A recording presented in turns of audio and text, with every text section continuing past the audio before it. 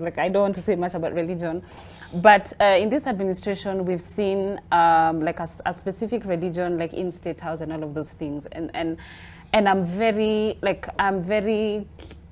I'm sort of curious to see like how much power and influence, especially the Christian, you know, I know it's an interreligious council, but if you're going to give two, like, I'm really curious to see what the Christian community, like the kind of power they have in the next 5 years and the kind of influence that they have on the, and we've already started, you know, to see how unfair it has been, you know, with the services at State House and without. So I'm really holding my breath. I'm just like, it looks like there's a lot of influence, which is really not a good, because then how do you hold, you know, like the church accountable? Do they have, are they answerable to the Constitution? Like, how do you begin to hold this other institution accountable? And so I'm very, skeptical. I'm very skeptical. I'm wondering what influence is this? I'm really questioning that influence, and yeah, you know, are they going to hold the government accountable? Can they be held accountable? And so I'm very skeptical about the kind of influence and the, you know, and the kind of influence that they have is something I'm particularly concerned about. Vivenne, for me, I think it's two things.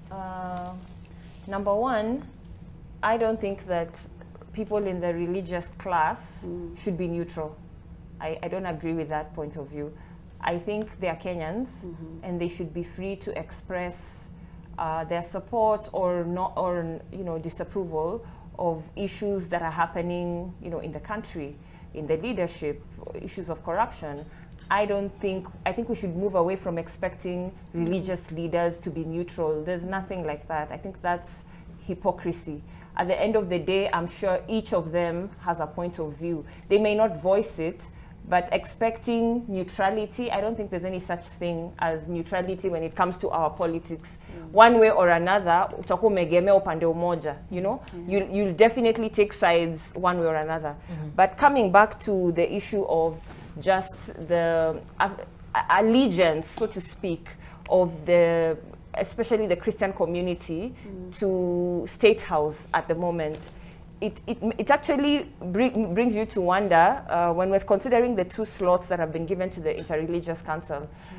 From the top of my head, I would expect that one would probably go to a Christian, you know, leader, and maybe another one a Muslim leader, from the top of my head. Then I ask myself, so we have one person nominated by LSK. We have one person nominated by the Political Parties Liaison Committee. We have one person nominated by the Public Service Commission. And if the changes, the Parliamentary Service Commission. Yes. Now, if the proposals, the new proposals by Senate goes through, where the Parliamentary Service only has one, right, already I can see the ruling coalition having a lot of influence in the numbers, because I can already see, maybe from the religious side, they might get people who are allied to them, the 2 slots, very easily, just going by how the state has been relating with religious leaders since the inauguration, since actually the declaration of... But is it perhaps just a perception issue by the virtue that... It is a perception. It is and you know, in politics we say perception is reality. What seems to be or appears to be, it can very easily translate to the reality. So if we're saying Interreligious Council of Kenya has 2, and those 2 slots can easily be swayed to go the government, you know, way, of course nominated by a different body, but allied to the government. And I can see the same thing happening maybe in LSK. I can see the same thing happening with the public service nominee. So easily the government coalition side can have 5, you know, slots already just from this, which doesn't sit right with me. I don't think that is being democratic.